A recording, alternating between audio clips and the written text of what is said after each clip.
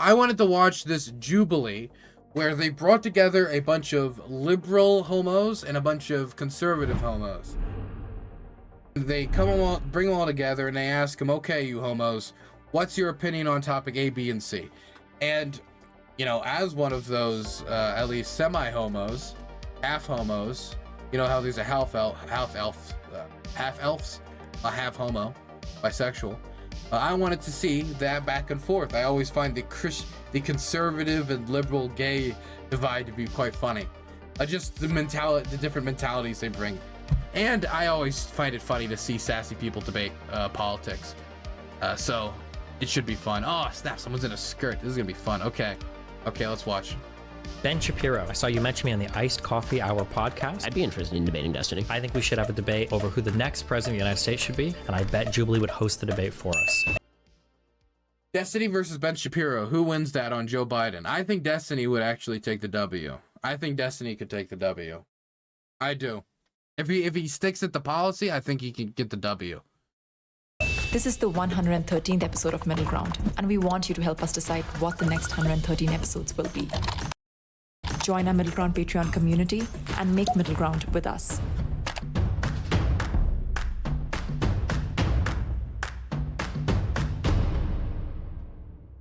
The gay community is over-sexualized. Can the agreeers please step forward? Is the gay community over-sexualized?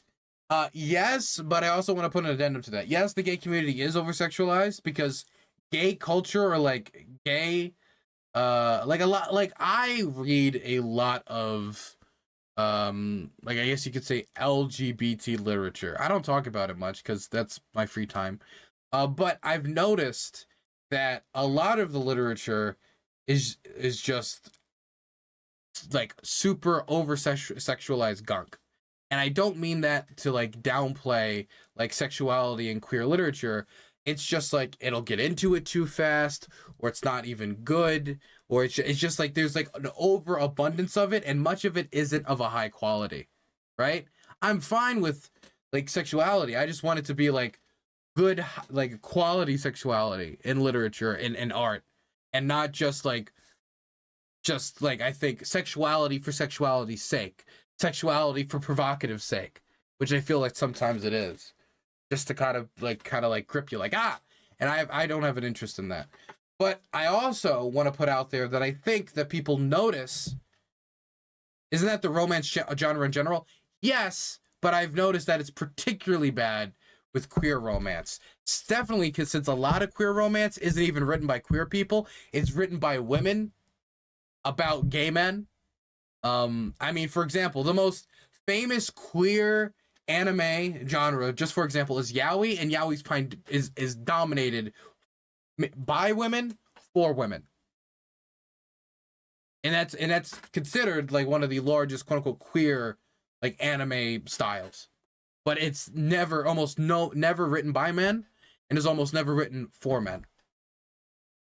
Anyway, what was I saying? Oh, second part to that though. I do think since queer sexuality is abnormal in the way as in it is not what the majority of people experience. I don't mean to like downplay it at all, like denigrate it or anything, but it is not the primary mode of people's sexuality. I also think that it's looked down upon. And therefore, when it is in society, or it is in media, or it is in music, or it is on TV, it's very quick for people to identify it in comparison to other forms of sexuality.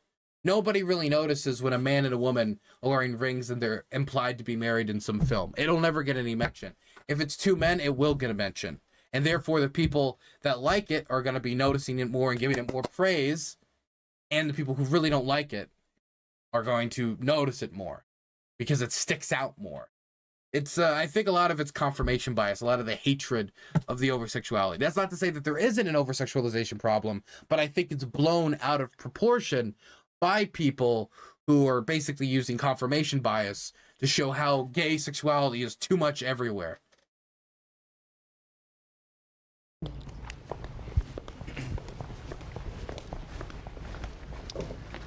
The gay community, because, you know, it's based off of our sexual attraction, it has a very easy time going into a space that's all about sex. To me, being gay is a lot more than who I sleep with, you know? It's an experience from when I grew up. The movement used to be about love, but then you go to a pride parade now and you're seeing old men with their genitals out. I think everybody has a right to like express their sexuality in the ways that they do. I just want to say that Pride has always had people like that. It's not like a new thing. Like leather and people like dressing provocatively at Pride. That's always been part of Pride. I mean, I'm just throwing it out there. I'm not saying that, oh, that's the best. I like it when men walk around with their junk out. I'm not pretending that like in the 70s we had clean shaven, perfect Pride where everybody was kumbaya-ing in like suits, right? That never existed. There were certain LGBT events that presented differently at how modern Pride presents, just like there are modern LGBT groups that do it differently than Pride presents, and they try to be more traditionally either heteronormative or just like I guess classy with suits and ties, etc. Or just not dressing that way. But Pride specifically has always had tinges of that. Do it. So on those grounds, I'm not like offended by these old people like doing what they're doing. But I do agree with that. I think like one of the biggest challenges when I was coming out to my dad, who's Muslim, it was like my sexuality, being gay, isn't just about my sexual lust for other men. It's more about the spiritual connections, the in-depth things. Like me as a whole complex person, and I do think that our experiences and our existence has kind of been trivialized by the over-sexualizations. I don't think it's inherently an evil. And the over-sexualization is apparent in the apps that we can get. I mean, you can literally have sex on demand, or you could find it in a location wherever you want. Certain businesses are actually keeping doors open because men are having sexual relations in the bathrooms, and that's inappropriate. I mean, we want our privacy too, just like women, and now we can't even have our privacy because a small sect of men ruin it for us. Yeah, and that was really frustrating too. When I came out the closet, it was like I had this innate pressure, like, oh, I have to download Grindr, I have to be super sexualized, and that's really bad on our youth because although everyone has sex, I get that, but why is it that our community is so hyper-focused on that? I haven't attended many Pride events because of that reason, and I was able to go to Portugal, and there was this queer retreat, and it was like the first time I felt like safe and secure as a queer person because it wasn't sexual, and I could have these relationships. I never felt a pressure to download Grindr. I never felt a pressure that I needed to go out and sleep with men. There was like a very brief period where I really entertained those apps and I tried them and I didn't really like it. It just all felt very like, I don't know, like every once in a while, like something like that might be fun, but it's just like meaningless. It's sex. It's just like there's nothing. You don't feel like good afterwards, right? It almost feels like you're just like almost like scribing an itch, and that's really like not scribing an itch, it's scratching an itch, and really that's it. Not a great feeling. I do think that there is not enough safety practice on these apps when it comes to just like the type of people you interact with. Anytime you're interacting with strangers on the internet for strange sex, it's dangerous. There's also not people very often on these apps have no care for protection in the world, no care for trying to stop at the spread of STDs at all. And when you're like a young queer person getting into that in an area that possibly didn't have the best sex education, that can be something that can be very, I think, risky for a young person just getting into like queer culture or just starting to gain an interest in what the queer community is. And so I do think that I wish that the main like apps that people associated with the queer community wasn't just like hookup apps.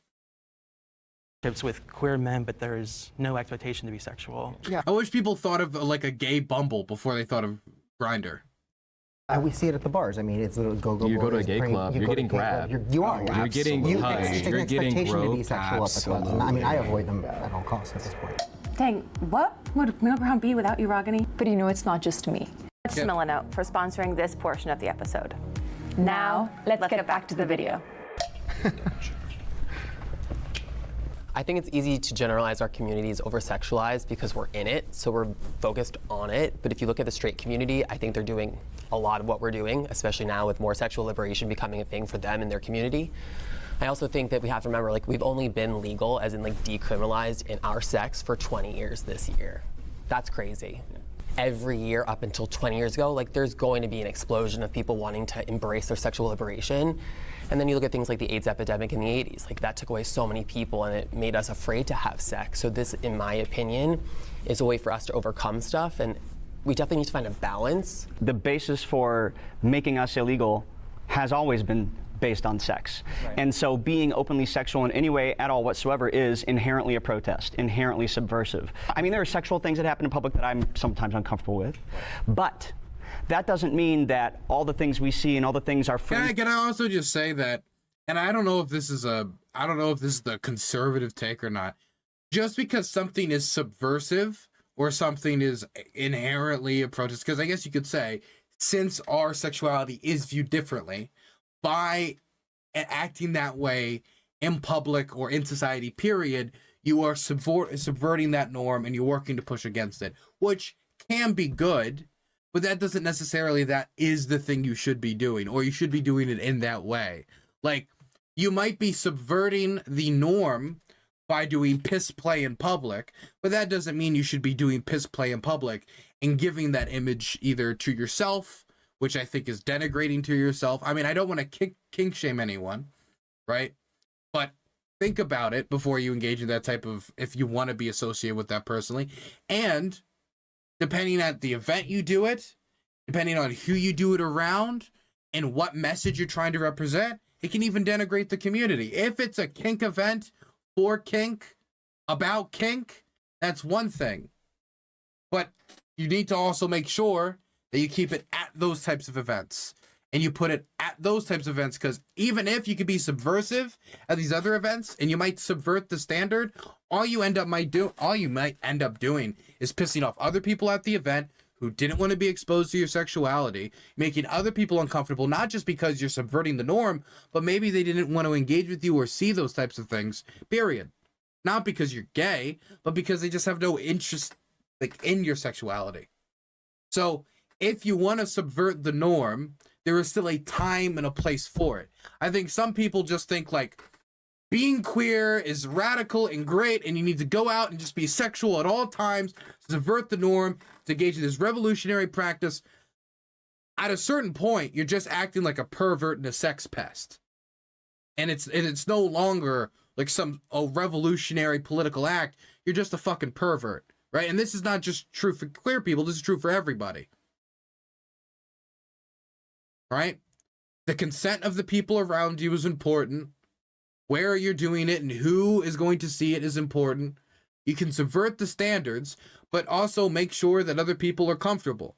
I mean, sex isn't fun or good if people aren't having a good time. Represent the majority of experiences. A huge portion of LGBTQ people exist in zero public LGBTQ spaces. I think you draw the line of, you do this in the comfort of your home and you can show affection in public. I don't know if we need to be like indecent in public. I don't know if that would be considered. How do you define indecent? I'm in a 20-year relationship, a 20-year monogamous relationship with my husband. And I say husband even though we're not married, but we're not groping each other in public. We can peck, we joke around. When we walk into a room, they know we're together because we give. Yes, absolutely. We show extra affection at home in the privacy of our home or in the privacy of friends' homes because we feel comfortable in that. And you know what that though is your specific preference for public affection. There are a million rom-coms out there for with heterosexual people, and a funny thing seen in that movie is straight people having sex in some public space. Correct. I still don't think that's appropriate. I don't necessarily. Nobody should do that, but it is true that gay people are held to a different standard. I don't necessarily do either. I'm just saying we're talking about personal preferences. I know, but I think a lot of times in this, and I don't disagree with what you guys said. But I will also say that if I talk to some exhibitionist banging some chick or some guy behind a garbage truck at a Denny's, they're not going to say that their public exhibitionism is some revolutionary act. They're not going to be pretentious about it. But a lot of times what I'll hear is like, well, the straight people do this. And I always grew up saying, I clean my house before I tell somebody else to clean theirs. I'm not straight. Right. Therefore, if straight people are doing something wrong and gay people are doing something wrong, I'm going to address the gay people that are doing something wrong. And not addressing like the people who have been setting the stage for all of us to like follow suit with. You know, like we live in a heteronormative culture, like everything that we see is based off of the way that they exist. The whole idea of over-sexualization and things like that, I think the danger in it is that for so long it's been weaponized against us, so we're always kind of like under this magnifying glass of like, oh, well, can I hold hands, can I kiss this person? And then, you know, I don't think we necessarily have to like mimic quote-unquote bad behavior simply because that was what was served to us. Pride is still necessary. Yeah, I think Pride's necessary. I think the movement of Pride is still necessary, not only in the United States, but globally. There are still people in the United States that are going to treat their kids like shit if they find out that they're gay and come out of the closet. There are still people who are still moving to push back against the progress that we have made and stop any continued progress, like the movement against conversion therapy. I still think that Pride isn't only important in the United States, but also internationally, because I think it's pretty easy to make the case that in a country where gay people are thrown off of roofs, that there should be a movement for LGBT people to protect themselves, to either get them out of that country, to get them out somewhere safe, or to change the conditions on the ground so they can feel safe with their loved ones. Necessary, but we need a PR revamp. Yeah, I think we need a rebrand. I take a lot of issues with what I see at Pride parades now, just because, you know, as we've discussed previously, I think that it's a little bit over-sexualized. We're celebrating essentially sex rather than. Man, it's so hard talking about like the Pride parade conversation, because a lot of the stuff that comes out and they say is Pride parades aren't Pride parades. There are pictures taken at kink events that are then said that they're all ages Pride events, or they are Pride events that are explicitly 18 plus, and some stupid parents decide that they're going to bring their kids there, and then by bringing their kids there, that parent making that massive mistake, not a mistake. I would even say that's messed up. I would even say that that's something you should not be bringing your kids to, period. That then makes the event look terrible. And then there are the events the actual irresponsible events that don't tell anybody 18 plus, that just say it's a Pride event, and then there's people who don't know if that stuff is accepted there or not and go there, engage in behavior, and those are the people that I think need to be called out. But when these snapshots and pictures of the events are reposted and reposted again and again and again online without context, none of that is included. None of those details are ever included. Than love, and we have people running around riding bikes with their balls out in front of kids, and for me, Where are you seeing this? Yeah, what prides are you going to? New York City and Seattle, both of those had naked people walking the streets. San Francisco. One of them was on a bike. I saw the video of him on a bike. I didn't want to. I would never have my balls out on a bike. That sounds dangerous. Well, no, me either. It's dangerous. Me either. But it's the fact that it is allowed because we have this shield of it's pride. Don't mess with gay people because of our history, which is granted. But people are afraid to look at our culture and say that's not acceptable, because if straight people were walking around doing that, it would be a totally different discussion. I don't think that's the majority of the issue, though. I mean, the reality is that being visible, period. Here's the thing, though. When there's kink events where straight people go to them and do this stuff, a lot of times either that's completely ignored or pictures are taken of it and then they say that's gay people doing it, and then they'll repost it pretending it's Pride events.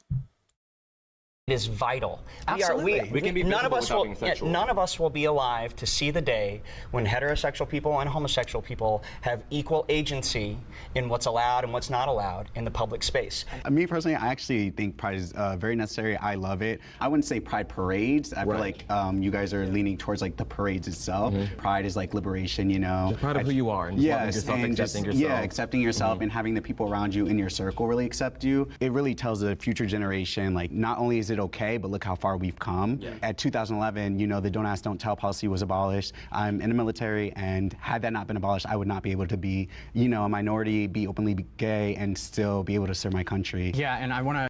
Yo, femboy skirt drone strikes, man. Truly, America's evolving. Just say thank you for your service before I move on. And that's a prime example of the Pride that I would love to attend, is someone who highlights service members, gay CEOs, people who are successful, who are. I will say that gay veterans in Ukraine have really advanced the image of LGBT people in this country, at least amongst the people that I talk to. And polling data seems to suggest that as well. But that's in Ukraine's case, and that's just one country. Contributing to society. Celebrate who you are, love who you are, but the Pride is no longer about being overly promiscuous because we're not allowed to. We don't need to overcorrect to the point that we start to get backlash. We need to correct our PR. But I still think we're looking at a small group of the people that are at Pride. But the small groups, but they speak the loudest. No, but they don't always. You said you saw 2 people naked. Like from those 2 separate instances of groups of people who were naked with their butts out. Exactly. Right, exactly. Around the world. And but like that you were gets saying, highlighted. Looking at specific things with a level of shame, and then have to look at like where are we shameful within ourselves, and why is that something that we should be ashamed of in general? Like, why is nudity shameful in general? I agree with you about nudity itself is not sexual. I don't think so. places. I have been to new places. It's not sexual, but when you make it sexual, that's the problem. It can be. Okay, so I'm just gonna be for real with you guys. So 95+% of Americans are not comfortable with people just being naked in public, right? We should not make this a debate about whether, why are we uncomfortable with people having their cock and balls out in front of children? That is not a debate I think the vast majority of people are even considering having. Because we have moral standards across basically all cultures that live in the United States that are against that. There's not a single immigrant background in America, besides I think probably some specific maybe European nudist types who are okay with that. So it's not really even a conversation I want to entertain about the morality of being nude. If we should return to the anarcho-primitivist tradition of all just wearing loincloths in the woods or something. Indecent exposure at some of these things, and Pride needs to not be complacent and address it. This should be interesting. Yes, heels. Come on. I know. I'm alone on this one. But the reason I'm alone on this one is because I organized one of the most successful prides in my community in 2016. I invited groups that were outside the norm, like the NRA and the local GOP, including the Democrats. Because for me, it was important that this event reach the entire community more than just saying we are a sexual being. We wanted to educate the people. I was told I was never allowed to help them again because how dare I invite a hate group like the NRA when all I wanted to do was arm LGBT people and educate them on how to protect themselves. Because as you guys said, there are those people who would hurt us. I live in a very, very red community.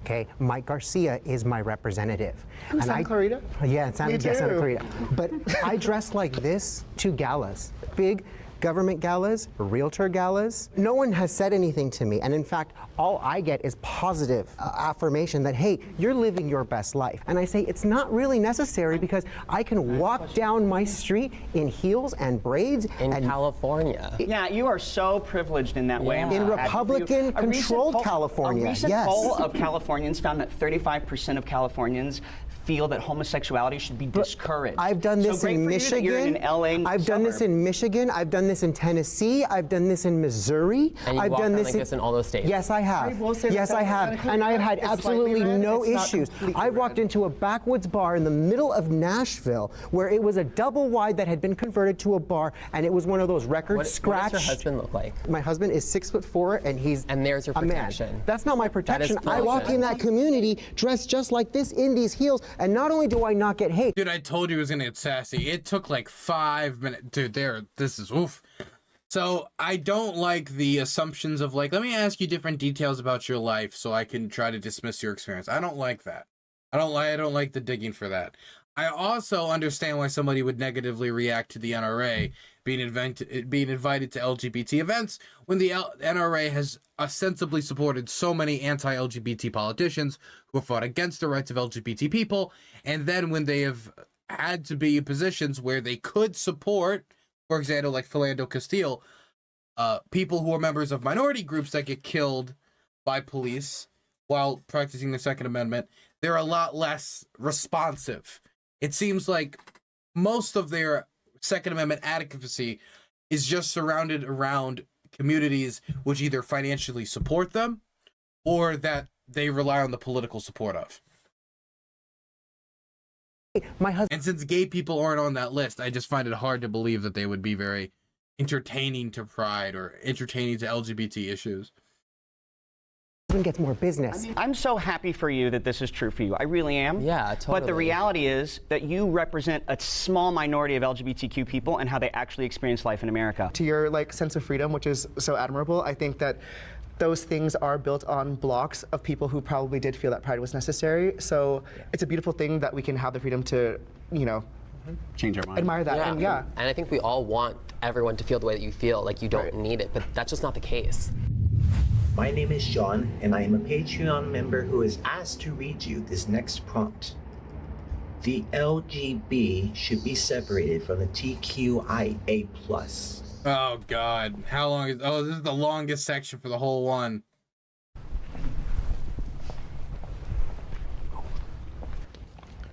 Saying they should be separated is not saying that. I mean, like, I'm just gonna like my answer to that is no. I think that, you know, trans people have been part of the LGBT movement for a very long time. They've been part of it longer than I've been alive. And the idea of me or anyone else telling them that they shouldn't be a part of this movement when we've achieved many of these goals together, it's been extremely, I think, effective as an alliance. And, you know, we're stronger united than we are divided. If somebody wanted to break apart the gains that the community made, one of the first things you would do to undermine the movement is start cutting apart the movement. Just something to consider. One is, you know, less important. Yeah, I So agree. I do want to start with that. But I do think that the LGB is very specific, rooted in science. It's very clear as day. You have lesbian, gay, and bi. Main difference between male and female, we all know what that is. Trans is also like gender dysphoria. These things. This is also based in science. There are tons and tons of scientific and health material on the existence of trans people. They're both based in science. The reason why I stepped forward with hesitation was because I think that there are such lived differences and experiences that we experience.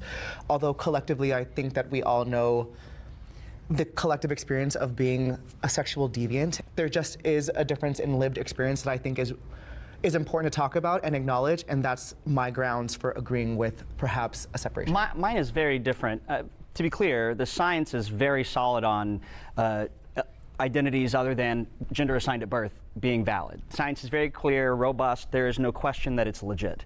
We, as cisgender people, do a really bad job of standing up for people who aren't cisgender. I call out the fact that cisgender queer people are treated differently than non-cisgender queer people, and until we do better, we don't deserve to have the letters be together. Much better grounds. So, I mean, I agree with what you're saying, but I think in general this conversation can become very hostile because it seems like, you know, I'm like, oh, I don't want you to be a part, like I don't want you to be my friend, I don't want to be with you, be next to you, be seen with you, and that's not the case. One is an identity, and one is a sexuality, and that's just the simple difference between the two. Eventually, as both groups are fighting for their own personal interests, those are going to not work cohesively. So one is going to be quieter, and one is going to get taken advantage of, etc. And it's not that we can't... I don't know what he's saying. What does that mean? That it's not going to be coherent and one's going to take advantage of? I don't know what he's saying. Support the TQ+. Right. I just think that they're two vastly different things. I think that you oversimplify identity versus sexuality, though, because there are tons of men who identify as straight who have, on occasion, with regularity, once in their life, sex with men, which is why... I think once with men, sure, experimenting, but I think if there is a guy that's identifying as straight that sometimes dabbles with men, he might identify as straight, but he's not. You're bi. So two things. First of all, there are lots of gay men that we can call gay all day and all night that occasionally have sex with women, and we don't question whether or not they're gay. They're bi. But are you entitled to titling someone else's? Is that up to you? The title is an objective fact. If you sleep with men and women, then you are bi. What if someone that you were talking about doesn't agree? Yeah. If you don't agree, that's fine. But the fact is, you sleep with men and women, so you're bi. Flat out. Can we not talk about who we're having sex with? Just for this problem. Because a lot of what's in the media today is sensationalized content about, you know, targeting children. A lot of it is valid, and some of it is not. But a lot of times, it's gay men that are doing it, and trans people are getting blamed for it when it's really gay men in drag. Right. And because the letters are together, people don't know the difference. And even when I first started coming out... Wait, I don't understand how isolating trans people more would increase the understanding between the LGBT community or make it so people would have a better image of either gay men in drag or trans people. I don't know how that achieves that. The best question would be, why separate? Because we've already seen that it can be quite effective for the community that all of us get together. You know, a united front is a strong front. Why separate? What's the benefits from separating? Is it just because what it feels like from a lot of people is kind of like, you know, there's a lot more stigma around trans people than there is gay people. So maybe if we just push them over there, it'll be easier for them to accept me. That's what a lot of it feels like. the first thing that somebody said to me was, "Are you going to transition into a woman?" And I'm like, "Wait, what? That has nothing to do with my sexuality. There's nothing wrong with doing that, but because they're together from an outsider's point of view, optically, Dylan, can you make a gay face for the thumbnail? What does that even, Dan? But what the fuck does that even mean? Make a gay face for the thumbnail. What's a gay, Dan? But what's a gay face? Can you tell me what a gay face is? I don't know what you mean. What's a gay face? Like, let me think. I don't know what a gay face. What's a gay face? Like, I don't know. I don't know what is a gay face. Then about, you gotta tell me what a gay face is. I don't know what it is. I think if our goal is to educate the populace on, I remember like that one Russian book on the gays, where they just have the kid like how to beware the gays or whatever. Like, look out for the gay propaganda, and it had a kid like thinking about like a rainbow banana. Is that what, do I just like paint like how on the nose do I have to be about it? Like, we just like hold a banana and like paint my face rainbow? Like, what do you mean a gay? I don't know what you mean by a gay face. What is a gay face? who we are, then we need to make a more clear distinction between LGB and TQ+. No, I don't disagree. I think it's just important that if we do that, we don't erase any of the validity of the people who are in the group that we're not a part of. And also, what I wonder about in this context is some people are born intersex, so they have sexual organs of both genders. Right. How do we identify under the criteria you guys have identified? How would we label them? Because if they have both and they have sex with only one gender, what are they? It's such a rare case. I'm not saying they don't exist. I don't think the exception makes the rule. Yeah, like there's people born with 11 fingers. I think as human beings, we like to package things that we can develop a palate for. We like to make things more palatable. We like to establish clear-cut rubrics for what is and what isn't a person. And I think that's just the natural human tendency. That's how our brain categorizes. But I think that, you know, what separates us from the apes is that we can give credence to these differences and create pockets of space, at least for a discussion, if you don't necessarily agree or whatever. Like, you know.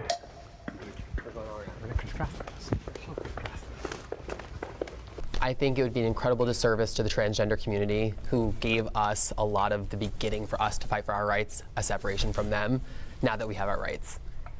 That's just so privileged of us. Like Marsha P. Johnson threw that first brick at Stonewall, and because of her... She didn't throw the first brick. Or the second. She got there at 2 a.m., first of all, and second of all, Marsha P. Johnson was also a gay man, so when she was fighting for those rights, she was fighting for gay rights because she was gay. Was she a gay totally man because agree. of the time that it was?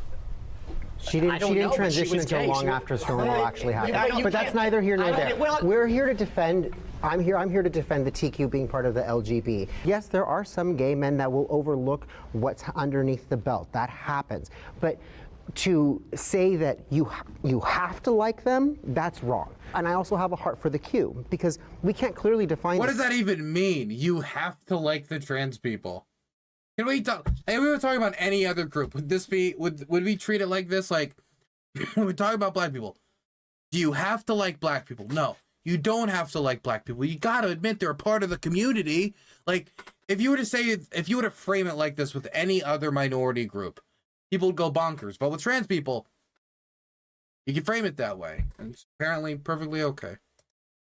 When I was young, it was questioning. Now it's queer. Queer was a slur once upon a time.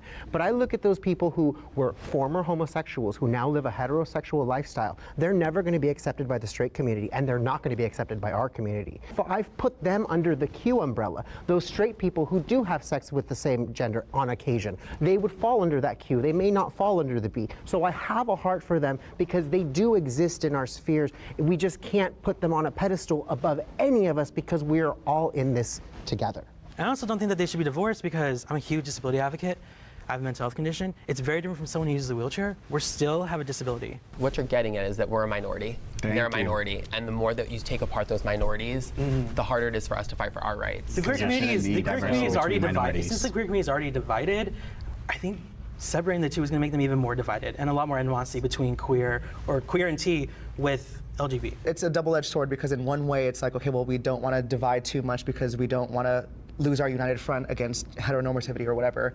But then at the same time, if we can't teach the nuances of our various identities to a heteronormative society, then it's like, okay, well, aren't you gay? Aren't you trans? Like it's all the same thing to them. So I think it's a balance between being all awash and then also noting that we are uniquely made up of all these different experiences. And but I think if we had a stronger community, like that wouldn't be the case. I'm sorry. No, you're good. Like if you don't like me because who I am, I know that my brother right here or my sister right there is gonna like me and they're gonna support me, and that's all I need because it's all about my personal experience and what's in my circle. You don't need to be in my circle, but because it's within my own circle that I'm getting all this, you know, belittlement and hatred. Everyone just wants to be accepted. Honestly, like that's the way it's looked at. And can't we all, to some extent, identify underneath the queue? Your attraction maybe has shifted in some way to different types of men. Like things are constantly evolving and in my opinion fluid. So to kind of force ourselves even into the LGB is to sit within the binary that doesn't help any of us anyways. But I think all the Q stuff is just a matter of your personality. Right. Like we had so many different labels and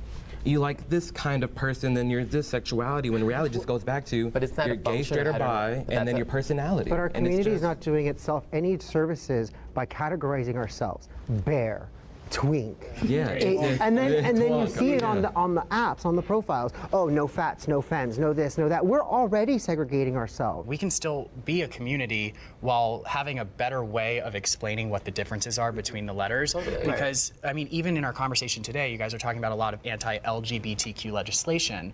And as if I was a gay person watching, I would think, oh my gosh, like they're... The thing is, like, our segregation within the community that he was just describing serves a purpose. If I'm attracted to bears and I put bears wanted in the description of my Grindr profile or whatever, is that me like separating the community more? Should I just pretend that I want all types of bodies and all types of this because what if there's a type of body that I'm not attracted to, a type of person that I wouldn't be attracted to, a type of person I'm not looking for?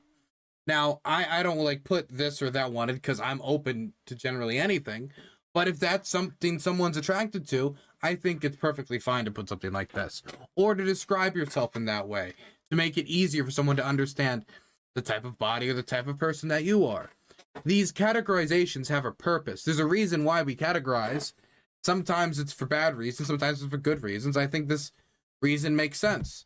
There's a usefulness to it. Just like there's a usefulness to having the L, G, B, and T together. Coming for my rights, they're coming for my rights. But a lot of times that legislation happens. So you're fine with people putting no Asians in their profile if they're not attracted?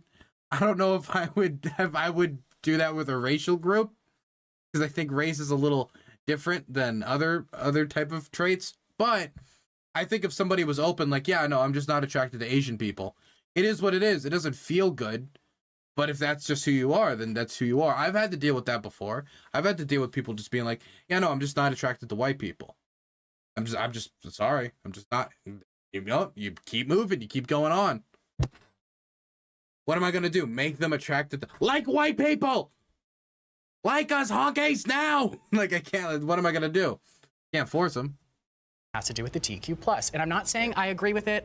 We don't need to go into the legislation. All I'm saying is that the narrative that gay men are being attacked when other letters are, not giving any merit to the attacks, it is confusing and it's harmful to young gay men and their success because they're force-fed this narrative that they can't. That's totally fair, but there's been over 560 legislation bills put into some sort of vote, right? And over 220 of those have been for transgender. That leaves, what, around 300 plus? Not just at the TQ.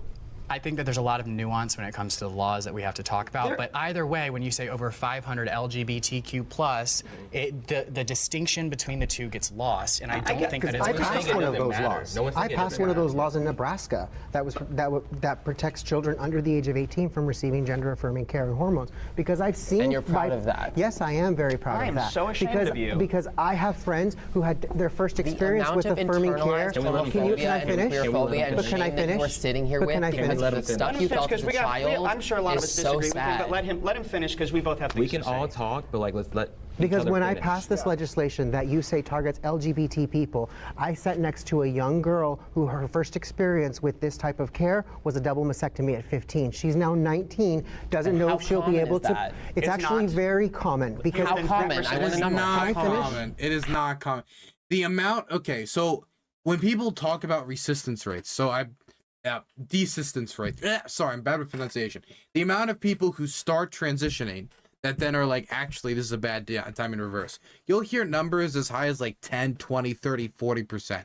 But these numbers are not talking about people who have gotten surgery and then go back. What these numbers are talking about is people who show traits that could be associated possibly with gender dysphoria, but then they don't end up going through the whole process. So they have a few of the traits, but it's not that bad. So they just keep living as they're living, or maybe they just do some things to make them socially more like the gender that they identify with, and maybe they don't do some of the physical changes.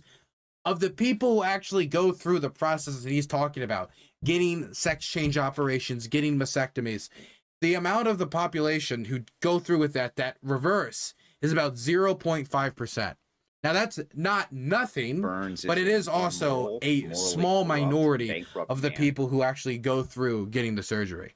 Now that number of people, as this surgery and this medical care becomes more widely available, is going to go up overall, but the overall rate of the amount of total people going through these reversals are going to go up. But as a percentage of the total amount of people going through this type of medical care, the assistance rates are incredibly low. Burns is an immoral, morally corrupt, bankrupt man. Stubbleboy gifted a tier 1 sub to Astro Lycos, and then another one to Jaden Ryan in Gutter Chat. It might be Gutter Chat, but I still appreciate it, even if I still love your site chatter so much better. How common? Can I finish, You passed You're the law. asking me a question in the middle of my statement. You passed a law that affects so many kids from feeling like themselves. Yes, I did. Transgender I'm proud kids. of my law. That's unfortunate, and I'm ashamed of you. If that's what it's going to take to get you to stop so I can finish my thought, I appreciate that. All right, you know what? I'm going to shut up until you finish, but I would really like to say something when you're done. Sure. The person that I testified with, who their experience was a double mastectomy. Let him finish. Let him finish. Let him finish. People talk. Okay, that one person was one person in Nebraska, but I know a plethora of other people. Hold on, let him finish. I know a plethora of other people. And the more they interrupt them, the more they're just embarrassing themselves. They really should just let them talk. If you don't let him talk, then whether or not his point is good or his point is bad, if he isn't able to get it out, then he's always just going to be able to say, I never even got to get my point out. And they got so angry they couldn't deal with the truth. Other states, all over. You gotta, what's that? If you let your enemies, you give your enemies enough time, and you'll eventually live to see their body floating down the river beside you if you sit by it long enough. I forget the exact wording of the phrase, but you get the idea. You gotta, let him hang himself. Let him make his own mistakes. You give him enough rope to, hang himself. For this country, I'm not saying he should hang himself. It's a phrase. It's a turn of phrase. I swear.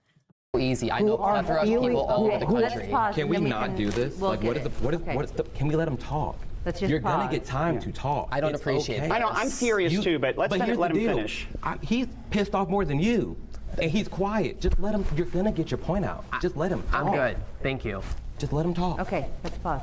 you say how many people? You say it's a small subset. But for the people who it affects them for the rest of their lives. A decision they made as a child will affect them for the rest of their lives. This person will never feel their sensation on their chest. They don't know if they're going to ever be able to have a child, and they know they will never be able to breastfeed. They will never be a woman in the regular senses.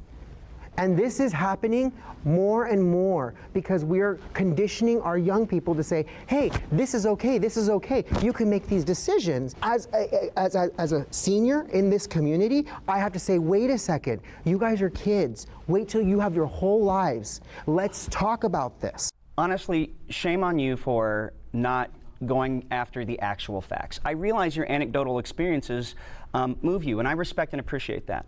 But let's be perfectly clear. The most permanent thing a kid can go through is puberty, first of all. So when you deny a kid the opportunity to pause puberty, we're just talking about puberty blockers. Which straight kids do all the time. All the time. All the time. Yes, since the 80s, kids have been prescribed puberty blockers for a variety of reasons. And the law you passed prevents that. So you steal from kids who would like to be able to pause the ability to further. Fewer than 3% of people who do any kind of transition regret it and go back. Fewer than 3%.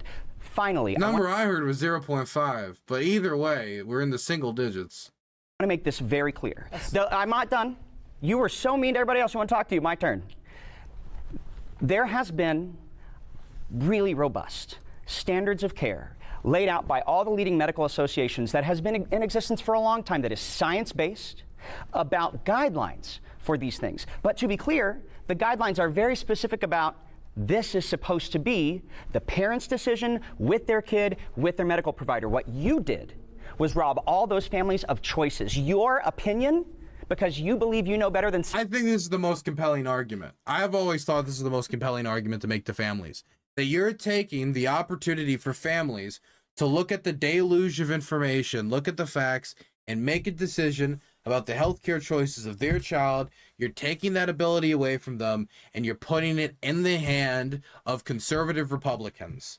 You're taking that decision making out of the doctor's office, out of the surgical table, off the surgical table, off of the discussion table, off the discussion table, out of the options that you have, and you're saying, no, you're not allowed to do that. Why does the government have the right to tell parents what surgery they can't have their child go through if a doctor believes that it could help them? A medical expert, which the politician is almost certainly not. I think this is a really compelling argument, and I think it's a really compelling argument to people who are generally anti-government regulation, anti-government interference in people's private affairs. Whether somebody is consistent about that, definitely a lot of these, I don't want to use the, the V word, the V scene word, because of how YouTube regulates how people who talk about that topic get their videos removed and their channels removed. But I do think that there's a little bit of hypocrisy on this issue.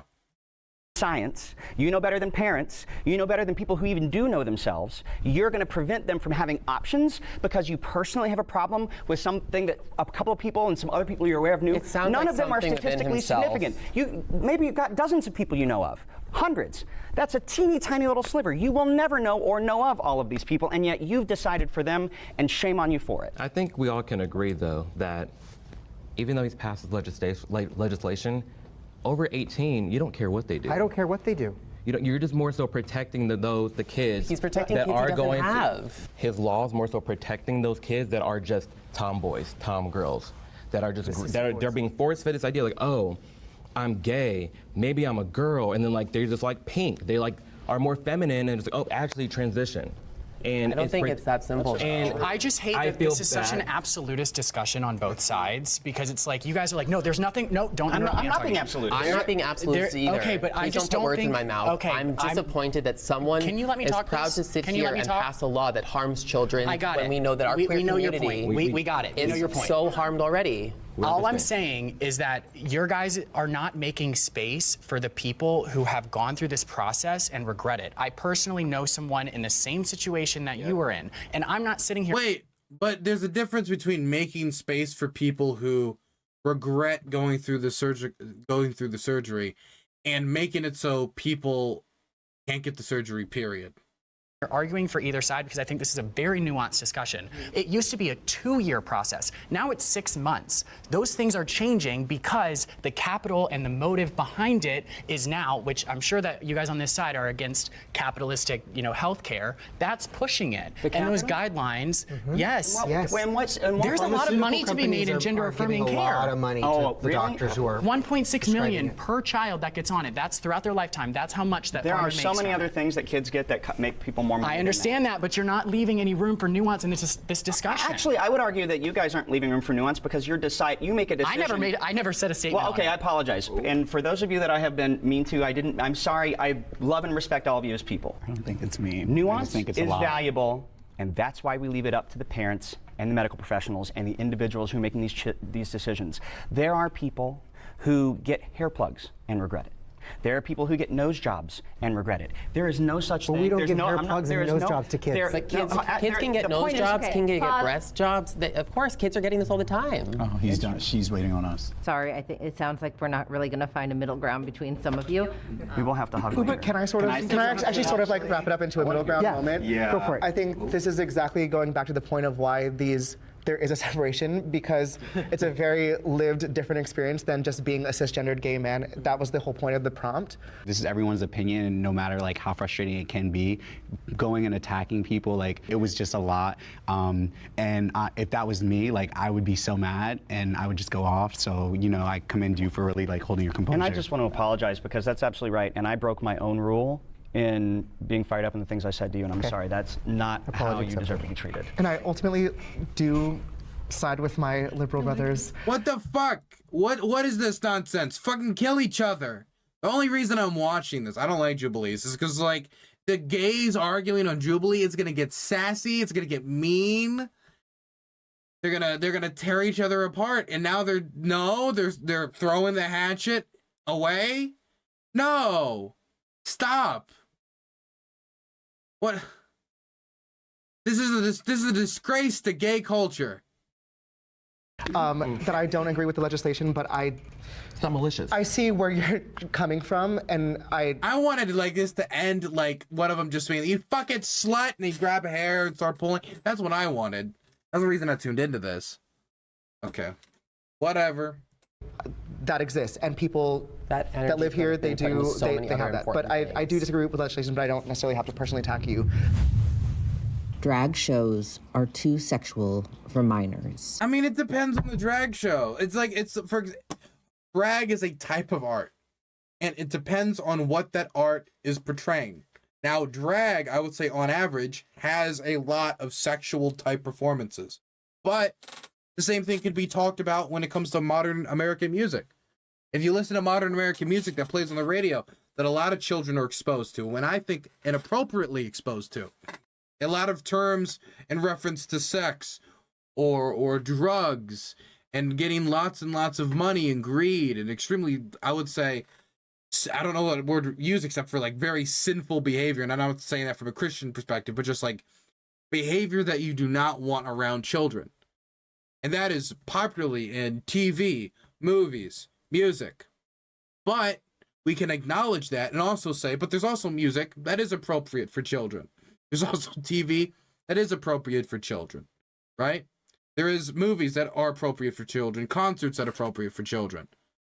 And I would say the same thing could be true about drag. The only thing that is about drag that makes it drag is a twisting of gender norms in performance. That's what it is. It's gender bending performance. That's what drag is. So if I was to get somebody to dress up as Mary Poppins and then read bedtime stories to a child, you know, that could be a drag performance. And that's actually the whole concept behind Drag Queen Story Hour, which a lot of people get angry about. So I would say that type of performance would be perfectly fine. If I was showing a American Child Japanese kabuki theater, a lot of that would be perfectly fine to show. And I think could be a great example of Japanese culture, even though, if you look at it, it meets all the standards for what is considered a drag performance. So it would depend on the specific performance that is done in drag.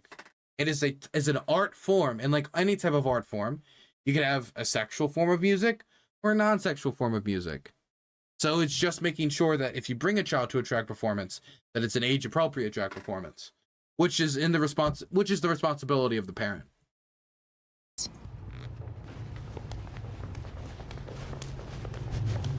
I think it's important to not put a blanket statement over everything. I was just going to say that. Because I know already when they step forward that we're going to get the Miss Doubtfire example, and then it's going to be like, oh, well, why is that okay for kids and drag is not? Love a good drag show. I frequent them all the time. Most of them are not appropriate for children. Most of them. Not all, but most of them. There are instances that are... I could accept that most of them aren't acceptable to children. But then when you look at things like Drag Queen Story Hour, that's like completely non-harmful. On social media that represent a small minority of drag shows where kids are present and then it's over-sexualized, people pleasuring themselves, wearing outfits that are representative of genitalia. For that reason, I would say that drag typically is not appropriate for children. Yeah. Do I think it needs to be legislated? No, because I don't trust the government to legislate it responsibly, but I do trust parents to use their better judgment and know that when something is typical... Oh, I don't. I mean, like, I feel like we have no choice to trust parents, but I don't trust parents. sexual, it most likely will be, so just don't take your kids there. I trust the parents' decision-making powers more than the government on this, but that doesn't mean I necessarily trust the parents to make the decision. It's just they're the only person we can defer to. I disagree with when there were folks trying to ban drag. You can't do that. We have the First Amendment for free expression. I think drag should be able to be celebrated and just kind of dress however you want. I think it is good. I think it's great, but then sometimes there are instances where it's not, and like we have to talk about that rather than being ban drag or no, it's completely safe. I think we need to have that middle ground conversation on what that means. As a child who wore my sister's clothes, I wore my mom's makeup, I put on their heels, I did all the things, I just explored my, who I was. Feeling comfortable expressing yourself and being around drag could be like for a kid like me, if I saw that it was okay to dress up and nobody was like shaming me, maybe that could be helpful, but that doesn't change the fact that the majority of drag shows that we see today are sexualized. We have to even start with drag as where its origin comes from. Here it happens mostly in bars. That's where these queens are getting their training. I myself, in my time, have helped a drag queen organize a show that was family friendly. And I use the quotations because she actually took it out of a bar. She's like, we can't make something family friendly and still produce it in a place where they serve alcohol. Right. So she actually ended up renting a theater, asking people to pay for tickets, and she put on a produced show where they came in from backstage and they would come on stage like you would expect to see a Broadway show. And she made sure that she told anybody that was going to come in and perform, you don't grab your breast, you don't grab your crotch, you don't shake, you don't do. We have to make sure that it has to be available. How he's describing right now is exactly how if I was to be involved in organizing a drag show for children, how I would do it. Not really something I'm terribly interested in doing, but if I was, this would be the way I would do it. I would also take it out of a bar environment. Available and consumable for the general public, because we don't know who's going to be walking through our doors, and we have a responsibility and a duty. Because the thing is, like, the setting is also going to put the performers and everyone else in a certain mentality. Like, the setting is like the first thing you should decide. And doing it somewhere that's generally meant for adults could give the wrong impression to performers, could give the wrong impression to patrons. It's good just to get out of that environment entirely. To make sure that we don't confuse children, we don't upset people, and if we want this show to be a success, we have to make it palatable for as many people as possible. Okay, well, so right here. We don't say the same thing about pop stars. It's literally the same thing, and I think that it's hyper myopic, zoned in because we are queer. It's an easy way to go after us. I don't think most people that don't like drag shows or angry about drag shows actually care about drag shows or have ever even been to one. I think when you go, you said majority. I've not been to all the drag shows. I can't speak for the majority, but I've been to my fair share in New York and LA, like places where the queens turn out. They put on a show. It is not about being sexual. It's about being smart, funny, witty. They make their costumes. They do their makeup. It is art entertaining. I don't think they get enough respect for what they do. And it's sad that drag is kind of being painted that way for everyone when there are a lot of people that are doing beautiful work. But what do you think when it does I think people cross the who line are of being inherently sexual? afraid of drag as an art form then go to the one thing that they can, which is like, oh, the sexualization of the minor. Like, but which I think, such a dog whistle. They're not taking down all the naked statues that are like all over Italy and like in the Catholic Church, like, you know what I mean, like naked babies. If you're gonna like say, well, none of the like sexualization of children and none of the inappropriateness, then you have to go after it all. And I will get with you guys on that point. Okay, I'm sorry. The naked statues in Italy is not the same thing as, a sexualized drag show or like there is a way to like view body parts in a non-sexual way, like as a medical student or in the way that many of those Italian artists did, that is different than like somebody twerking on stage and spreading their cheeks. I do think there's a difference. Where it is hyper-focused on the drag queens when it is a bigger conversation of what is acceptable and not acceptable for children, especially pop stars. When I've been to Beyonce's tour 4 times this year so far. Lucky you. And, you need to go. While I'm there, I love the experience, I love the show, but I'm also fighting in my head being like a super big fan, but I'm like, okay, this is really inappropriate for children. but no one's talking about that because it's Beyonce. Because it's Beyonce. Well, And Beyonce's a There's pop so much star footage and- out there of adult women with their minor daughters going to a Justin Bieber concert and being out of their minds about him being in any way sexual. They respond when he does a sexual thing. This is a norm. It's just that in this case, it's about queer people, and norms don't get to apply to us. Right, and I think that just art in general has the potential to, you know, blur the lines of what's socially acceptable and what isn't. That's what makes it art. So it's important to remember that all forms of art, and I speak on this on my platforms too. When I have kids, they're not going to Hooters. I'm sorry. I'm not taking them there. I'm also not taking them to a drag show, and I'm not going to take them to a Sam Smith concert either. So, and that's not because that art is bad, it's because I'm not comfortable with my kids being there. But if the government is in the business I have a question for you. Yes. You said that you feel like you maybe could have experienced something that was good for you by seeing drag when you were little. Right. So and then you just said you wouldn't take your kids to because the majority of drag shows that I've seen, I wouldn't find appropriate. I'm not going to run the risk. I'm not saying that there isn't a drag show that would be good for a child. I never said that. I'm saying that from my experience going to drag shows, I'm not going to run the risk of taking my kid and putting them in an environment that I don't deem appropriate. Want kids? I mean, yes, we have a responsibility to police our own community. If a drag queen comes out from backstage into a bar and someone has their child, that drag queen should be like, stop, whose child is this? Why is this child in this bar? Under 21? Excuse me, they're going to lose their alcohol license, especially in California. Although I do think that there are wonderful drag shows that are amazing for adults, also may not be appropriate for children, but it's not inherently the art form that determines I agree. that. I mean, the vast majority of drag shows happen in places that are 21 and up. So it's not as if there's a rash of... I don't want to put the impetus on the performer to like double and triple check that everyone in the audience is like 18 plus. Like I've seen this also with like comedy shows and stuff like that. I do think it's a little different when it's of a sexual nature, but I think the number one impetus, even though if there is a child at a sexual type event, I do think the event, if informed that is the case, should get them out. I think the main impetus is on the parent. It is on the parent when bringing their child anywhere to make sure that they know what they're bringing their child to. They know what their child's going to be involved in. That's the number one impetus. Then I think if the place that the performer is performing at or the performer themselves notice this, then I do think they do have an obligation, where they should, at the very least, say something. But at the end of the day, the number one responsibility falls upon the parents.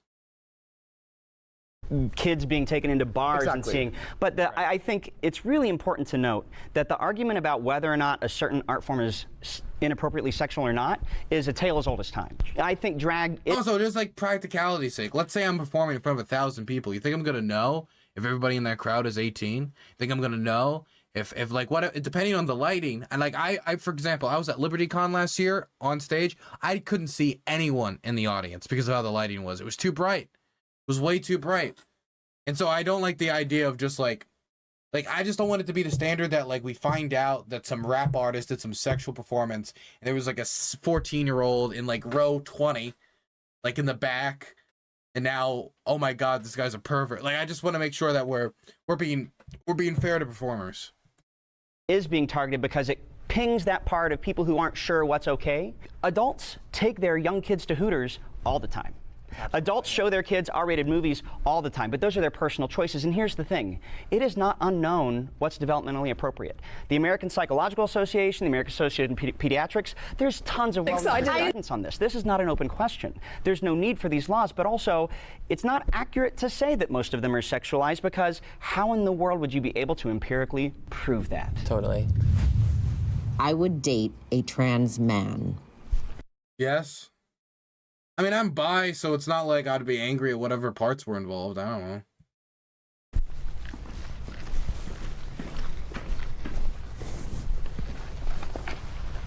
Every trans person has their own experience of what trans is. If that trans man still had downstairs, then sure. Because that's the reason I'm gay. I'm a gay man because I'm a male with male body parts that likes male body parts. I have a question for you. Yeah. Would that change, let's say if you met someone and you were attracted to them based off of what they looked like in clothes, and then you found out that their genitalia didn't match what you had expected or assumed, would you still not be interested in them? It would hurt, because I would be interested in them. That's happened before. I can't be interested in a person, but at the end of the day, I'm gay. So if I go downstairs and there's nothing there, or there is a female body part, I can't perform. So then you wouldn't date a trans man, would you? A trans man is woman transitioning to man. Oh shit! I thought What they could? Oh, wait. We don't know that for sure though. What if they get surgery? See, it's so confusing. Yeah, so it's like you wouldn't, because if they didn't. It's trans man or trans woman? Trans man. Which is? Woman transition to man. Oh, That's shit, why no, it's I would trans not. man. No. Okay. You can turn around if you want. Okay, yeah, no. Okay. So, reset. I think for myself, I've never had the opportunity, I would say the privilege. Personally, it is one of those things where like what I look for in a partner is really what they bring to the table in terms of like intellectual conversation and just the way they make me feel. It doesn't really matter what you have going on. If we have good chemistry up here, like that's not gonna be a problem at all, and it shouldn't be a problem, and no one should really be conformed or confined to what they have in their pants. I was dating someone and they were transgender, they didn't tell me, and we're like 2 months in, and we actually decided to actually do something. I don't think that's fair for me though, because you're not giving me the opportunity if I still want to continue, because that's important. So that's why I don't blame anyone or have any animosity if someone doesn't want to date a trans person, because they still have their preference, and if they are gay, it's not just gender that's important, it's also their sex that's important too, and we don't want to disregard sex as well and what their sexual identity is, because that is important to someone else. I also think, just based on the idea that you're talking about with sex, there's so much more to sex than just penetration or sucking on something specific. I think that there's a lot of different ways to enjoy sex and being sexual with your partner. I also think, for us to sit here and think about the trans experience is completely unfair because we don't go through it. Right. And so for someone who is trans to think about disclosure is safety. For me personally, I think that love is such a special thing, and to be able to find it in any capacity would be a gift. And I think to close yourself off from possibly meeting someone who you are physically attracted to because of what just is in their pants is really doing yourself a disservice. Can we go around and say what we love about each other? I think we all have a sexuality for a reason. That's not discounting the lives of trans people. Like, I think they have their rights. They should be alive. Like, that's totally fine. Respect to them. But I think we're, at least some of us here, are gay for a reason. Our sexuality is reduced to what's between the pants. That's literally the only reason I'm a gay man. We're talking about like what's in someone's pants. Yeah. Would you date a trans woman who still had her penis? I'd be open to it. So would that make you still gay though, if she presents as a woman? It would make. I mean, I'm gonna say yes. I'm in the same boat again. I almost look. I understand there's biphobia in the world, but I don't really feel like being bisexual is like some negative. There's some people who treat me weirdly because of my attraction to men. Mostly internet psychos, not really anybody in my real life. So it's not really having a real day-to-day impact on me in that way. But for me, it just feels like I get more variety, you know? Like I would, if I could make myself straight, I probably would not. Make you bi with an exception? Well, your definition of gay is defined by being attracted to just be like, I just want a penis. that would be a very, very feminine man. When it comes to men, obviously there's what's in your pants, but them transitioning to a man, they're still identified as a man, and they still present that masculinity that most men, if you want to be honest, most cis men can't produce. Right. Yeah. So if me wanting to date or open to dating a trans man, does that not make me gay? I would say that you're bi with an attraction to masculinity. Or pansexual? These conversations are so tough for me because it's like, I truly believe that you love who you love and it doesn't matter. And we categorize things because that's natural for the brain, but there are nuances and there are exceptions. Honey, I'm as gay as the sun is hot, but I like... You know what? I like what I like, and I'm not going to invalidate somebody else's sexuality by saying, oh, you're bigoted for not wanting to do this, because that, and it kind of goes back to our other discussion, where the TQ and then the LGB, sometimes those issues can intermingle and then cause other people to feel invalidated just because I don't necessarily want to date somebody with a vagina. I find this conversation interesting because to me, I don't see the point in it. Because like, we can argue that someone who is a gay man will date a trans man. It's like, who cares? That's up to them. I know that we have different. Thank you. Right. I think it just sucks though that gay men are being called transphobic for not wanting to date a trans man. Well, I think that's a little too far. I think we can all agree that's wrong. I don't think that's transphobic at all. If that's not your preference, or if that's not who you like, then that's fine. Can't nobody get upset at you. Agreed.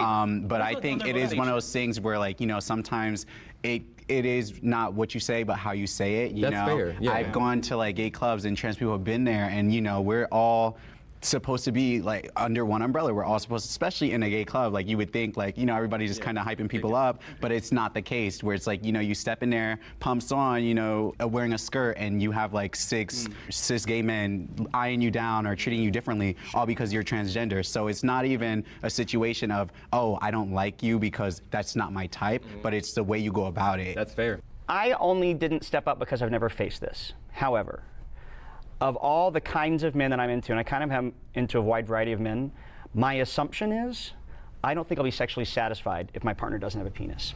That's it. That's it. And that's good for you. For you, that's fine. For me. For me, I have other plans. LGBTQ topics should. I always thought the discussion of not being attracted to trans men or trans women, depending on whatever your preferences are, is like bad, or that's like transphobic in some way. I always thought that was silly. Like, I can understand maybe being confused at somebody not being attracted to somebody post-op, because then it feels like you're kind of like, if you're like making sure you're not attracted to a post-op trans woman, it sounds more like you're trying to try hard transphobia, that you don't want a custom-made, you know, if you don't want the custom-made Arby's sandwich, and so you're trying to jujitsu your way into excusing your transphobia. That's what it feels like. It feels like you don't want the stuff that you would all be regularly attracted to, but because the word trans is somewhat involved, you have to pretend you're not attracted to, right? It's like if I show you a picture, is this chick hot? Yeah, she's hot. She's actually trans. Did you know that? Never mind. She wasn't hot. She was never hot. Never.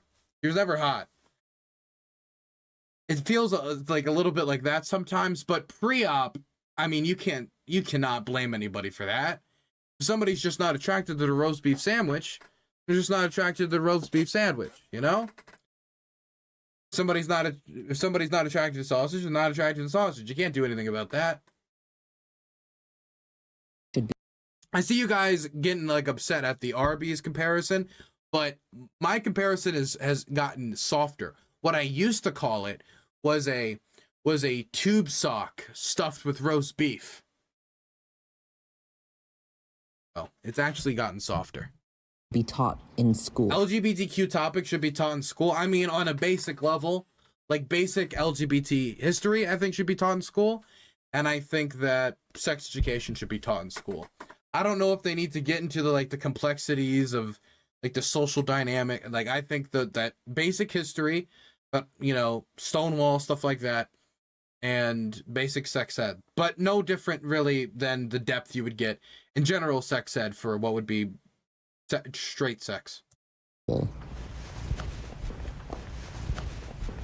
to sit in the middle? I think age appropriate for sure. Yeah, I exactly. Think it's nuance. It's age and grade. That depends on that. But I mean, there's definitely times growing up when I was in the closet in middle school, I'm like, okay, we're taught men and women, they get together and then they have a baby or whatever, especially like 9th, 10th grade. But like for gay people, something that doesn't exist. We don't like women. So like, what is my experience? I'm not reading it in a book. I'm not seeing it anywhere. I'm having to run to the dark corners of the internet. I'm having to experience all these things that they shouldn't just be going through. We should be teaching something at least. But and it goes back to the over-sexualization thing. It's like when people say are iffy about gay topics being brought up in school, it's like, oh, the sex. But it's like, no, like, right? Like, why can't we learn about wholesome relationships, or like, you know, and just having good credit, like, you know, making good financial decisions, people of the same, like, just things that are so much bigger. Well, yeah, and that's why I originally was hesitant to step forward, because there is a fine line. People are talking about the Don't Say Gay bill or the Parental Rights and Education bill in Florida, which was up to grade 3. It's important for kids to know that Haven't they changed that though? Yes. Have they changed it since It then? goes up to 12th grade now. Either way. Well, when it was originally up to grade 3, that's when I would say I agreed with it, right? Because I don't think that it is the government's place to teach my future child about sexuality. Now, hear me out. This is why it's a gray area. When teachers open the discussion to young children about sexuality and inherent sexual attraction, it puts them in a position where they could step on the toes of parents. And that's what I don't agree with. I totally understand where you're going with sexuality. I totally understand what you two said, age appropriate. I think when you're talking about sexuality, that's like sex, that's in terms of like sexual education, sex ed. That's literally what they teach in school. So that Right, those and I'm types not of for talks. that either. Dylan Burns' Tinder experience be like, so do you have the meat? Not too far off. Which is what the point I was going to make. okay. I don't think, I'm a conservative who favors small government. I don't think it's the government's place to teach anyone's kids about sex. And I know there are kids that may need to learn about it because their parents aren't good parents, but I don't think that exception makes the rule. I think And wait, that's good for you. Yeah. I'm sorry, that's good for you, but in just I don't know of any advanced, modern, industrialized society that does not have some form of sex education. it's taught with the way the world is moving now and the way that the community is just so open and so expressive, and the child is going to see regardless. So like he was saying, instead of going to the dark web or just looking stuff up on your own and having no guidance. But kids are going to find out about sex eventually, right? Might as well at least tell them how not to get someone else pregnant. If you're going to teach somebody or if somebody's going to learn it, you rather them learn the correct way. I can totally get down with that too. You want to have parental rights in what they're saying. My whole point is that it has to be all or nothing. We can't keep straight sexuality and then I agree. I agree. I don't want always the one. Hey, girl. Always me. Sorpresa, sorpresa. I'm just kidding. I was listening in, and Clarkson kind of made the point that the government really shouldn't be in the business of teaching your children about your sexuality. No one taught us how to be gay. Who taught you how to be gay? Anybody? Was it the internet? Okay. It would have. Now it's not good. I don't want the internet teaching kids how to be gay. It's not good. Then we're just gonna have a bunch of fucking furries. I don't want that, man. We gotta have the schools at least give them the bare basics. Come on, I don't want a bunch of AIDS-infested furries because none of them went to sex ed and found out you got to use a condom and you got to use protection. No, I don't want that. I don't want my community to just be a bunch of AIDS-infested furries. We need to have decent sex education for all youth. Absolutely, 100%. Like all other modern industrialized nations, we need to stop forcibly trying to drag us backwards. Forcibly try to drag us backwards like 18th century sex education. Yeah. My uncle actually, I didn't know he was gay. So it was a family member. Yes, I didn't know he was gay. For me, as a gay man who grew up with parents who were very, very prudish, they had no idea. They didn't even want to have the bare basics. Yes, the bare basics. Yeah. Conversation. I am that example that should have been taught at school, but I learned. I figured it out on my own, just like many of us ultimately do. I know as an individual, it would have helped me if someone in my own family, an uncle, a parent. For me, I think it's the government's job to start educating these parents, because the parents need to have these sensitive conversations with their children. The best metric for a child's success is the parental involvement. And what we're doing right now, where we're teaching the children about sexuality and completely not involving the parent, we're leading them down a road for psychological issues because they've got no support system at home. We're creating a school system that's supportive and a home system that they think is unsupportive. We live in 2023. Most of the people are very accepting. Parents are understanding, but parents have to know what's going on in their children's lives so that they can be prepared. And I think it's the school's responsibility to prepare those parents, not to have children have these conversations with parents, because children do not teach their parents. How do you get parents involved when they don't support it, though? Like, I have a lot of really good friends who are educators, and they want the parents involved, but a lot of their parents are coming to school already queerphobic. Right. See, and that's the challenge. That's the challenge for the schools. It's not the school's job to overstep that unsupportive parent and then shelter that child, because now that child has created a two-world system where I feel safe here, but I don't feel safe at home, and then the state comes and takes the children, which is happening. How do you feel about waivers? Like, how do you feel about schools saying, oh, we're going to teach your kid this, and the kid comes home with a waiver? Like, if they sign it, then you're okay with the school teaching it, but if the parent doesn't sign it, then they go in another room and the parent teaches it. Yeah, Are you absolutely. cool with something like that? I would completely agree with that. Yeah. I just keep thinking about it as you say that is, I have a friend who. But that's how we currently do it, though, right? Had a great life at home until he found out he was gay. Is there any school where there's no waivers? Like, no, your kid has to go to the gay class where they learned about anal sex. Sorry, your kid, I don't care if Billy isn't gay. He has to learn about the gay anal sex. You have to do it. He has to watch the full hour-and-a-half long instructional video which of course was jock themed. I'm sorry, just is what it is. No, I don't think I've ever met anyone describe to me sex ed like that. You can always tap out if you want to. That is, I have a friend who had a... I don't even know if you need parents' permission to tap out. I think in most instances, the kids could just walk out on their own if they don't want to be there. Great life at home until his parents found out he was gay. And then they shut him out. They kicked him out of the house. They still haven't spoken to him. He's in his late 20s now. And he was unable to get in-state tuition in college because they would not help him fill out the FAFSA, which requires him to have their tax information. And so would it be great to live in a world where, A, it's possible to reach all parents and educate them and change them from being bigoted? Great. Would it be great to be in a place where that is doable? Awesome. But, you know, I was groomed by a teacher, and it was only possible. That ooh in the background, I don't know why that did me in. Sorry, it just... I was groomed by a teacher. And it was only possible because it was not okay for teachers to talk about being gay, except the one teacher who went out of his way to make his room a safe space. And because he was the only teacher and happened also, separately from being open, to be a pedophile, he was able to groom myself and others. And so unless and until kids feel like they can be completely safe wherever they are, and knowing that changing parents is kind of an impossible lift, to be frank, not making it mandatory to create safe spaces for LGBTQ kids in schools is begging for disappointment, begging for failure. And to your point about learning about being gay, the ways that I learned about being gay, especially from the internet, I'm almost 40, there's baggage from that I still carry with me. 100%. And so if I had been comprehensively educated when I was a kid in school, my life would be meaningfully different today. I think for me, the easiest thing to look at is like where you have sex education, teen pregnancy goes down, right? Yes. Education is power. I think it would be something similar for queer people. Like if we had information about who we can be and how we can exist in all these different ways, it would empower kids in a way that they should be empowered. And there wouldn't be billboards for PrEP everywhere. True!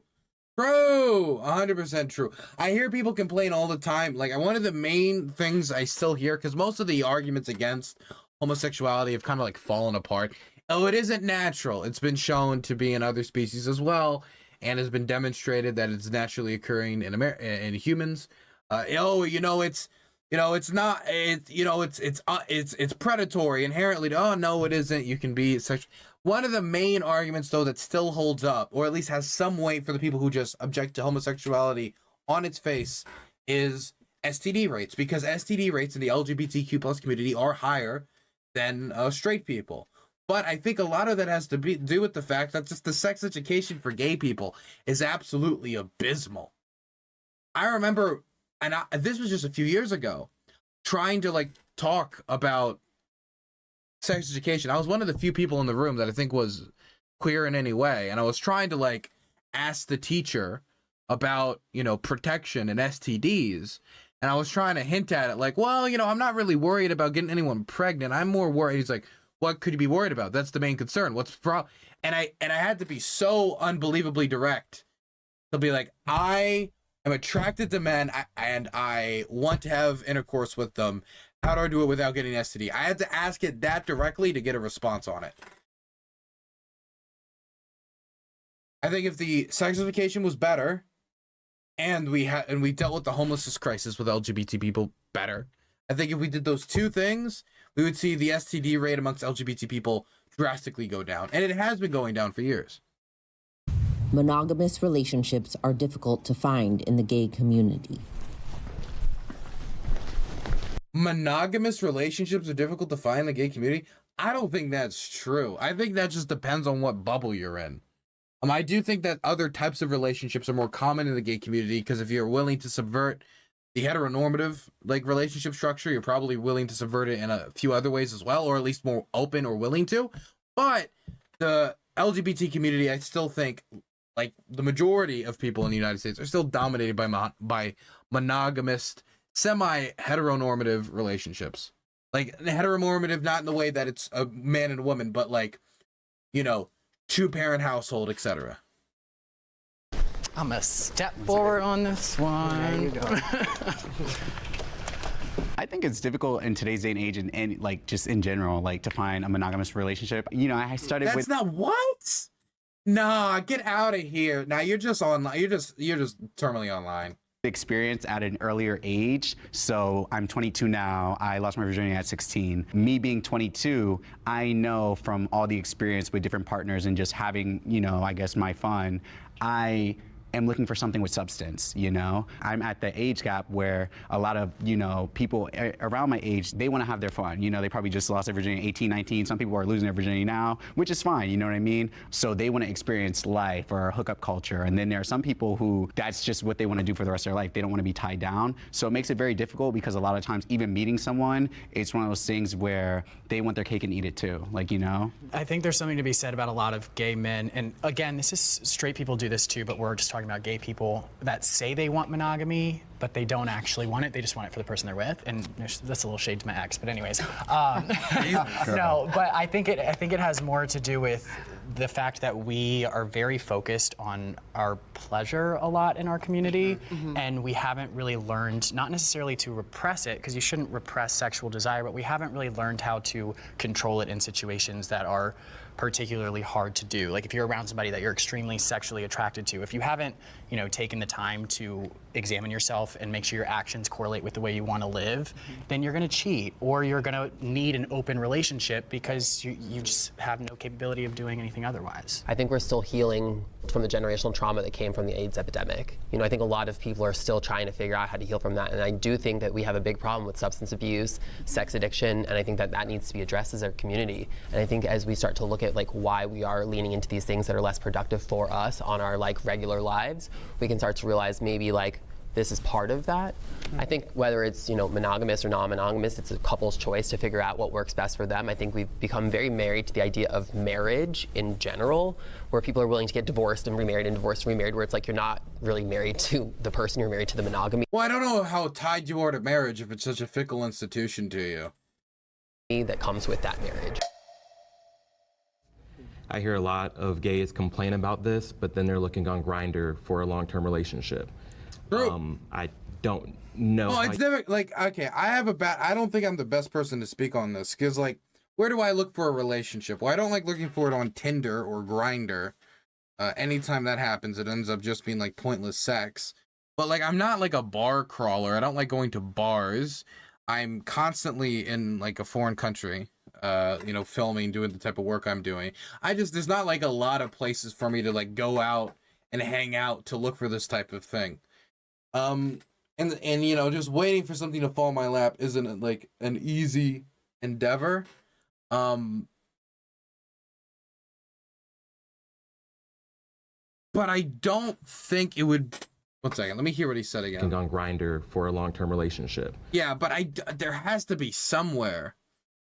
I think if I really tried, I know I could find places, but I feel like a lot of the gay bars would be the same problem. Go to France, there are a lot of gays in France, aren't there? Patience is the key. Yeah, patience is the key. I am not the worst person to offer anyone relationship advice. Don't ask me ever for relationship advice.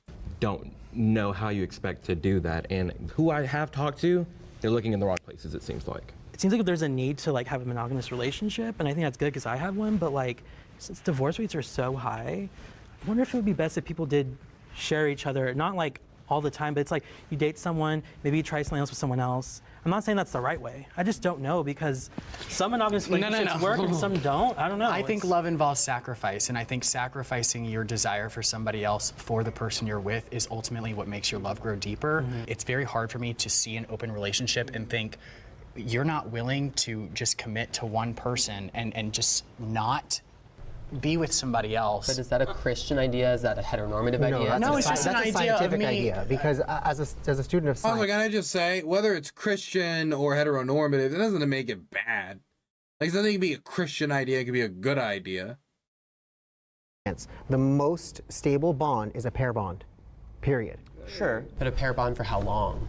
It can be forever. I mean, my pair bond, I'm expecting it to be forever. Is there nuance in that though? Because even as straight couples, there's like, I mean, you get in the 40s and 50s, there's swingers everywhere. Oh, absolutely. You know, we did not arrive at monogamy through evolution. It's a combination of some things, and there are benefits to pairing, but there are plenty of mammals in the wild that don't do lifelong pairing. One of the leading drivers of divorce is cheating, and it seems to me taking that off the table is a great way to prevent that one pitfall. Some of the happiest same-sex couples I know are in open relationships, and they make all kinds of other sacrifices for each other, making space for each other in other ways. I think we might be best served by surrendering that one of these is right and one of these is wrong. I have no interest in an open relationship, but I also have no interest in telling anybody that that type of relationship isn't good for them. Thing is, I live my lifestyle that's very unique, and other people live unique lifestyles as well. And considering how many different people there are, with how many different lifestyles there are, with how many different like interests and attractions there are, I don't feel like I could ever tell anybody this is the correct type of relationship. This is the relationship that will give you success or the relationship that will make you happy. I can't do that because I don't know your situation.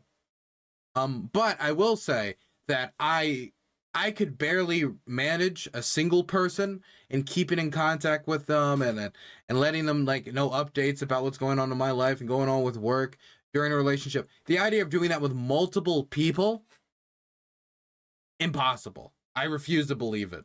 I can't have that type of a deep connection with more than one person. I just don't think that's possible. At least for me. There's only so much like commitment that can go around in my head. Because we put each other and ourselves in a position of an expectation of, I should want this, or I should want that, I should be this, I should be that. And if that's inconsistent with what best serves us, that's a recipe for a failed relationship, regardless of whether or not it's supposed to be open or closed. You know, I just want to say that I really respect and appreciate all of you, and I even those of you that I disagree with vehemently, I see a lot of humanity in. And I also want to say, if I said or did anything that was offensive to anyone, girl, I just want you to know, I really do respect the shit out of you guys. Yeah, you guys are all amazing. I'm happy to see our message, you know, even if we don't always agree. The best part is that we each get to say what we want to say. No! And that's going to help move our community forward. That's really what this is all about. I definitely respect all humans. He thinks you're a feel like you skank. have a lot of energy and passion that I wish would be used to help move the needle for all of our community in a better way. I just get nervous that sometimes in these red spaces, they will use people like you to push their agenda to harm one group of people, and then that will grow and grow and grow. But I think they do that on both sides. Yeah, everybody. But who's to say that I'm not using them, you guys? Remember. Okay, can we have that soundbite? Ugh, okay, whatever. It was okay. It was a few nice, interesting topics. I thought it would be more intense than it got. It was like, it got intense in like 10 minutes in for a little bit, but then it got back on track really quick. The hosts worked hard to make it semi-productive. Fucking bastards. This is why we need Hippy Dippy Championship back.